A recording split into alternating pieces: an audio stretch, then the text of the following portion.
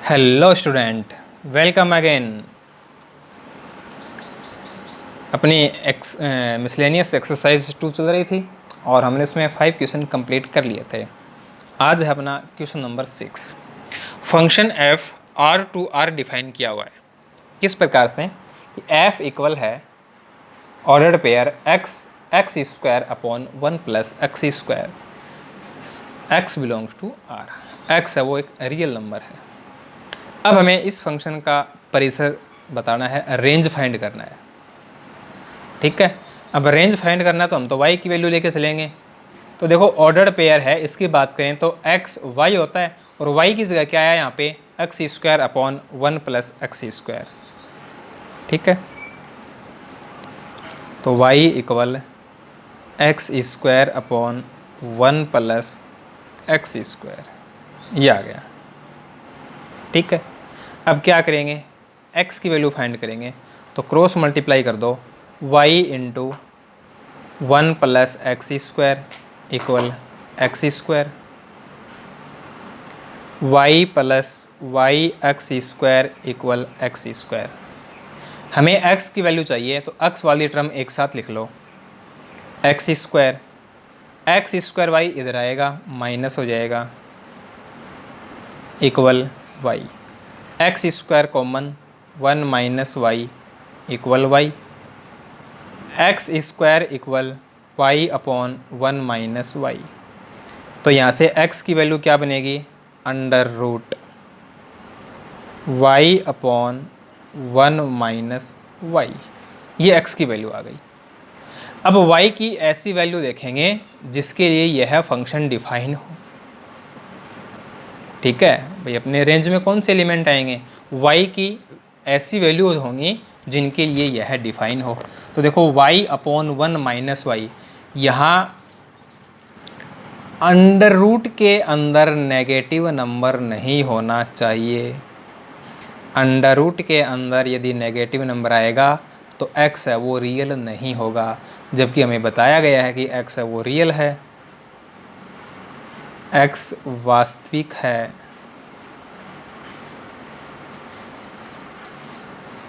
If y upon 1 minus y greater than equal 0, ठीक है ना, x is real if y upon 1 minus y greater than equal 0। Cross multiply कर देंगे तो यहाँ से हमें मिलेगा y ग्रेटर देन इक्वल 0। ठीक है, अब देखो यहाँ ये फ्रैक्शन है, भिन्न है, तो y upon 1 minus y greater than equal 0 होगा, ये बात तो ठीक है। अब यहाँ अपॉन में है, डिनोमिनेटर में है 1 माइनस वाई, यदि 1 माइनस वाई है ये 0 हो गया तो भी ये डिफाइन नहीं होगा।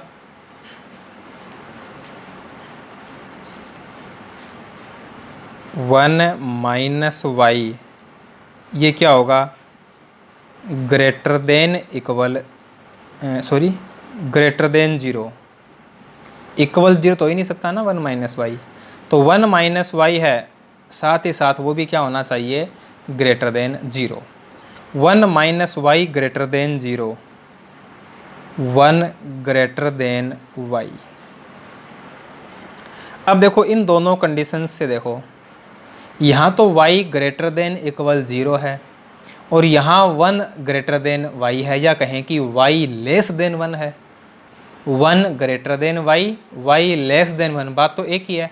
अब इन दोनों कंडीशंस को यदि हम एक साथ लिखें तो यह जाएगा 0 less than equal y less than 1, ये वैल्यू हो गई y की, तो ये इसकी रेंज बन गई। इंटरवल की फॉर्म में लिखेंगे तो 0 के इक्वल है तो इधर तो आ गया स्क्वायर ब्रैकेट, 1 है इधर आ जाएगा करली ब्रैकेट, ये इसका परिसर हो गया, रेंज हो गई। अब देखते हैं क्वेश्चन नंबर 7।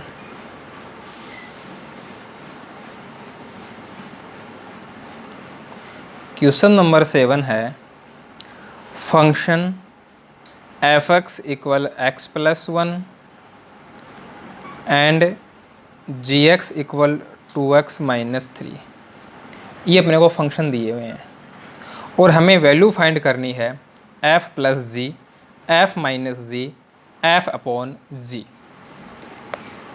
एफ प्लस जी, ये वैल्यू फाइंड करनी है। तो एफ प्लस जी क्या होगा, f x plus g x. Algebra of function में हमने पढ़ी है ये बात, फलनों के बीजगणित में। तो x प्लस वन और जी एक्स है 2x minus three, x plus 2x बन जाएगा 3x, 1 माइनस थ्री बन जाएगा -2।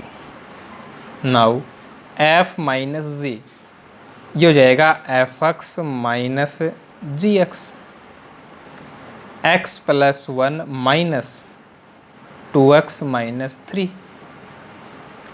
x plus one bracket open करेंगे, यहाँ माइनस है तो 2x हो जाएगा नेगेटिव, 3 हो जाएगा positive. x minus 2x minus x, 1 plus three, ये हो जाएगा 4।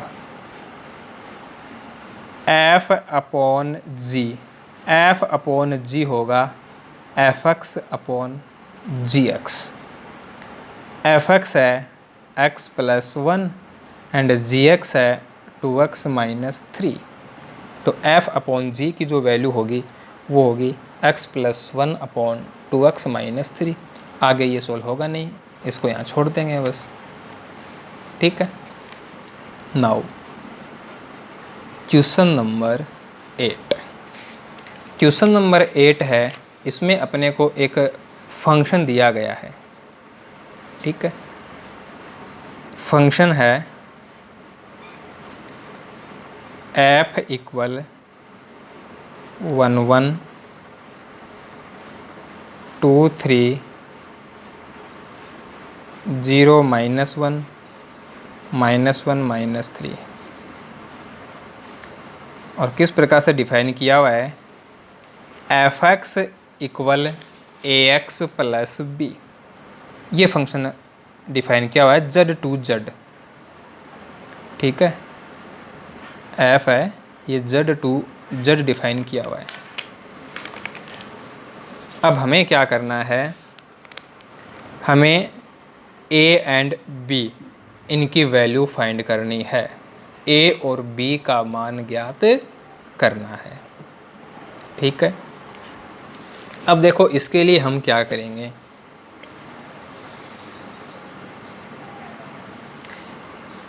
यदि हम x की कोई भी वैल्यू पुट करेंगे तो हमें फंक्शन f की वैल्यू मिलेगी। और यहाँ ये तो बात दे रखी है ना, 1 1 1 की इमेज 1 है, 2 की इमेज 3 है, तो x y तो है ये, x की वैल्यू 1 तो y की वैल्यू 1, x की वैल्यू 2 y की वैल्यू 3। तो इन्हीं को हमें क्या करना है, यहाँ पुट करना है। यदि हम इसके डोमेन की बात करें तो डोमेन हो जाएगा 1 2 0 -1, रेंज 1 3 -1 -3, ये तो होंगे ना इसमें। तो y इक्वल ए एक्स प्लस बी, ऐसा बोल सकते हैं इसको हम, ठीक है। 1 1 बिलोंग्स टू f, ठीक है। तो x की वैल्यू 1, y की वैल्यू 1 पुट कर दो, y इक्वल 1 x इक्वल 1। तो यहाँ से हमें मिलेगा a प्लस बी इक्वल 1, इसको हमने इक्वेशन 1 बोल दिया। अब इसमें से कोई सा भी ले सकते हैं, अपनी चॉइस है। 0 -1 ले लेते हैं, x की वैल्यू 0, y की वैल्यू -1, 0 -1 बिलोंग्स टू f, ठीक है ना। यहाँ से अपनी थोड़ी सी कैलकुलेशन है वो इजी हो जाएगी, बस इसके लिए हमने 0 ले लिया। तो y है -1 इक्वल x है 0, x की जगह 0 पुट करेंगे तो क्या आ जाएगा, b आ जाएगा। तो देखो यहाँ से हमें b की वैल्यू मिल गई। अब ये इक्वेशन 1 में पुट कर दो, from equation 1 equal a plus b, b है -1, -1 इधर आएगा प्लस हो जाएगा, तो a इक्वल क्या हो जाएगा 2। तो a की वैल्यू तो है 2, b की वैल्यू है -1। तो ये इसका अपना सॉल्यूशन हो गया, a equal 2 and b equal -1। तो ये था अपना question number 8। Now question number 9। Question number 9 है, relation R set of ordered pair AB such that AB belongs to n। A और B क्या है? नेचुरल नंबर हैं। A equal B square, A equal B square, ये अपने को इसमें एक रिलेशन दिया गया है। ठीक है,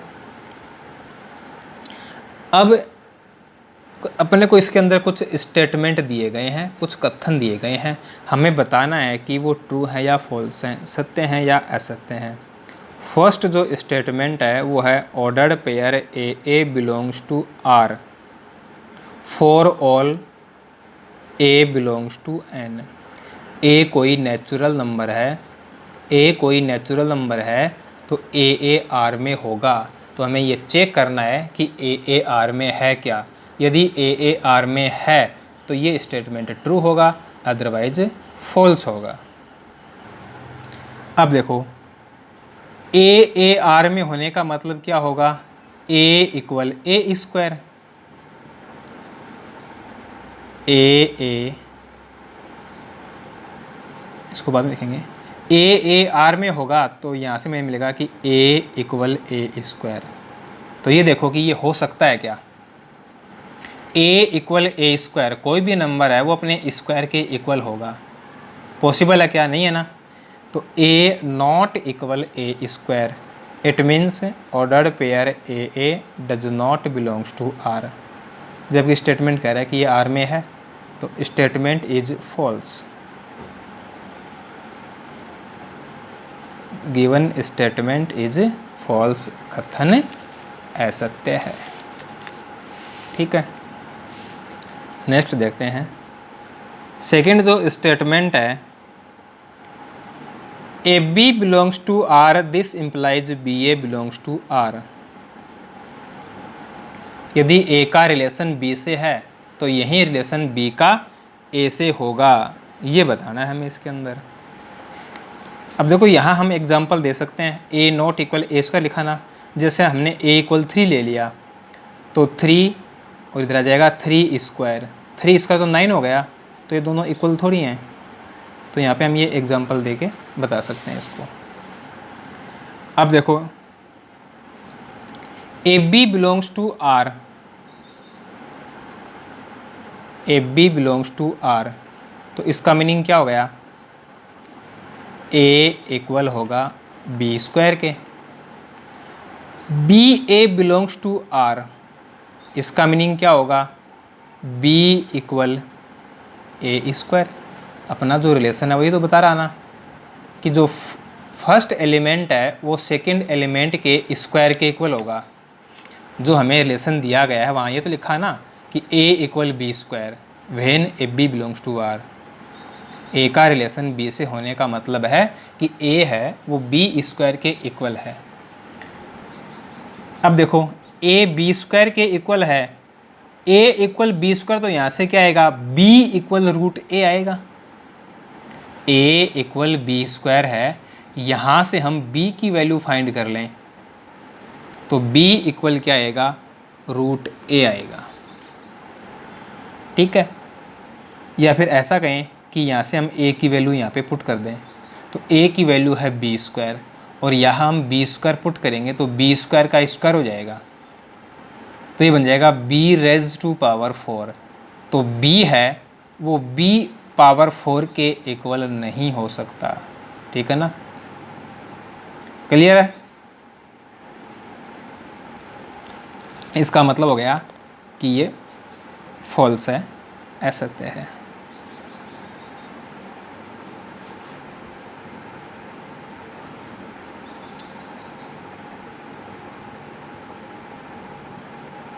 It is false. Given statement is false.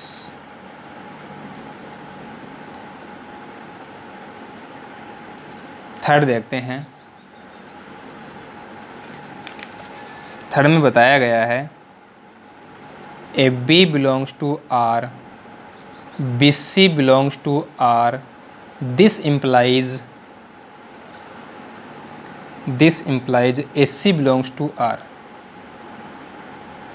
अब देखो ये इम्प्लाइज बोलते हैं इसको हम, ठीक है ना। यहाँ पे वर्ड लिखा हुआ है इम्प्लाइज, मैंने यहाँ पे ये सिंबल बना दिया इम्प्लाइज का कि इनका तात्पर्य ये है, इनका अर्थ ये है। अब देखो ए का रिलेशन है वो बी से है और बी का जो रिलेशन है वो सी से है, तो हमें बताना है कि ए का रिलेशन सी से होगा। तो A B belongs to R, it means A equal B square.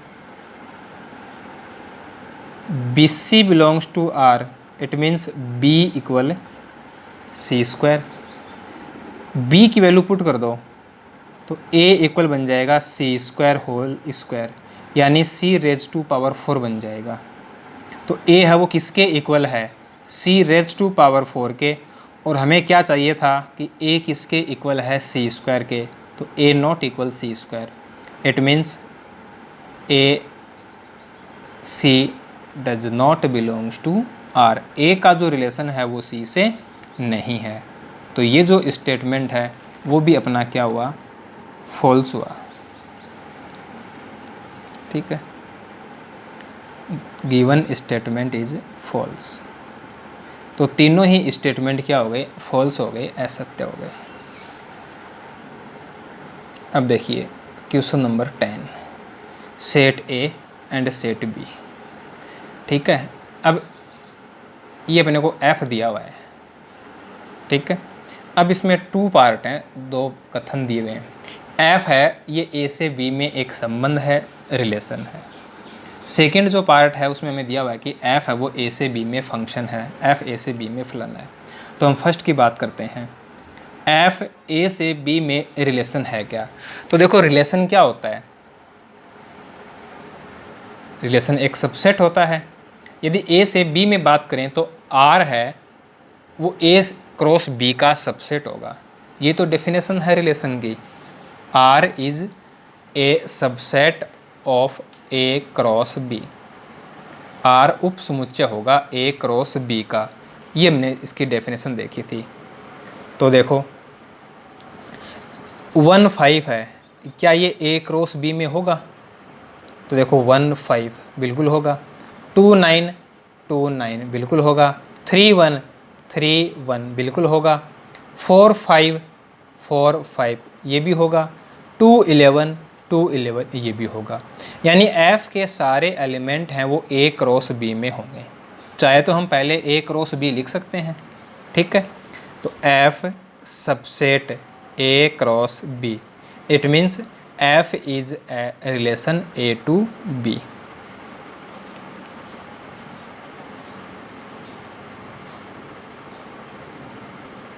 f is a relation from a to b। अब सेकंड पार्ट की बात करते हैं। सेकंड पार्ट है कि f a से b में फलन है। ठीक है, f is a function from a to b, ये बताना है हमें। तो फर्स्ट है वो तो ट्रू है स्टेटमेंट, कथन सत्य है।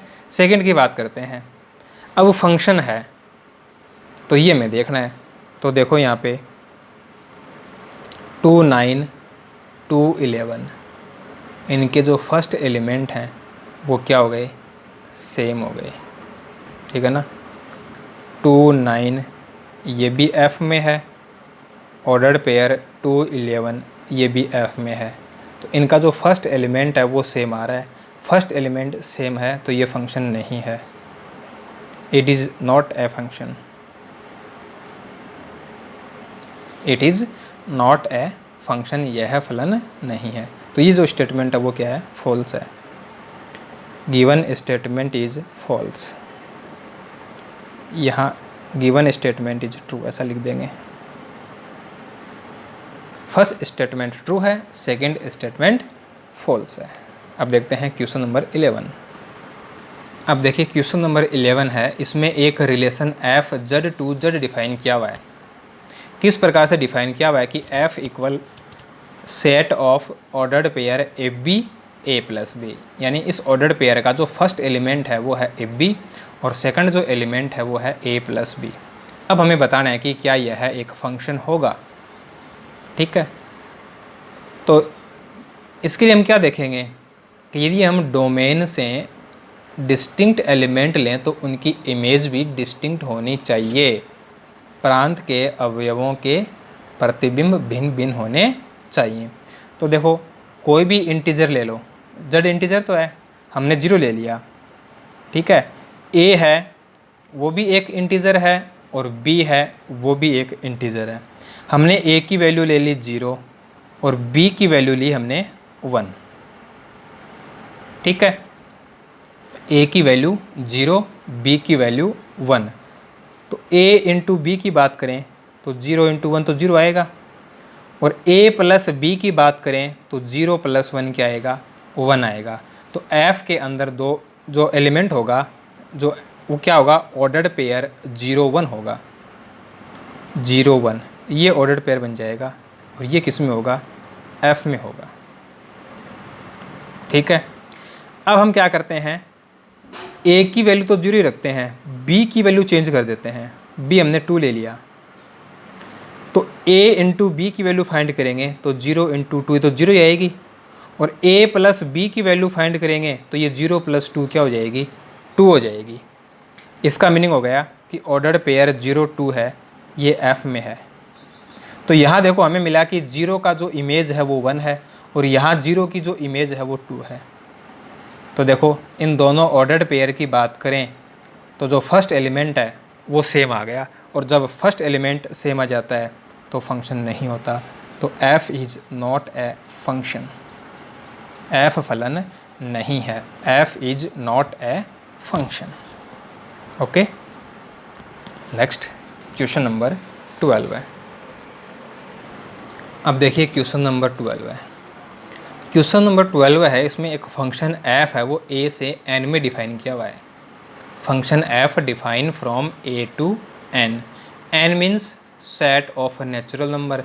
अब a क्या है, हमें नहीं पता a क्या है, तो a ये सेट दिया हुआ है, और फंक्शन है वो किस प्रकार से डिफाइन है कि fn इक्वल, फंक्शन की वैल्यू क्या होगी, n का महत्तम अभाज्य गुणक है, highest prime factor of n। यहाँ पे देखो fn है, ठीक है, तो fn, तो जो रिज़ल्ट है वो क्या मिलेगा कि इस n के हम प्राइम फैक्टर कर लें तो जो ग्रेटेस्ट फैक्टर होगा, जो बड़े से बड़ा अभाज्य गुणनखंड होगा, वो अपना रिज़ल्ट आएगा। तो हमें इसमें रेंज फाइंड करनी है, परिसर बताना है। तो देखो यहाँ से हमने ले लिया n इक्वल 9, ठीक है, डोमेन का एलिमेंट है 9, तो हमने n इक्वल 9 ले लिया। अब देखो हम क्या करेंगे, fn फाइंड करेंगे, तो 9 के फैक्टर क्या होंगे, 9 के फैक्टर होंगे 3 इंटू 3, दोनों सेम ही हैं, तो हमें रिजल्ट क्या मिलेगा, 3 मिलेगा। हम n की वैल्यू लेंगे 10, n की वैल्यू लेंगे 10, तो f10, तो 10 के फैक्टर क्या होंगे, 2 इंटू 5 होंगे, 2 गुणा 5 होंगे, तो जो हाईएस्ट जो फैक्टर होगा, जो बड़ा गुणनखंड होगा, वो 5 होगा इसके अंदर। n की वैल्यू 11 लेंगे, तो 11 तो खुद ही क्या है, प्राइम नंबर है, खुद अभाज्य संख्या है, तो क्या आएगा, 11 ही आ जाएगा।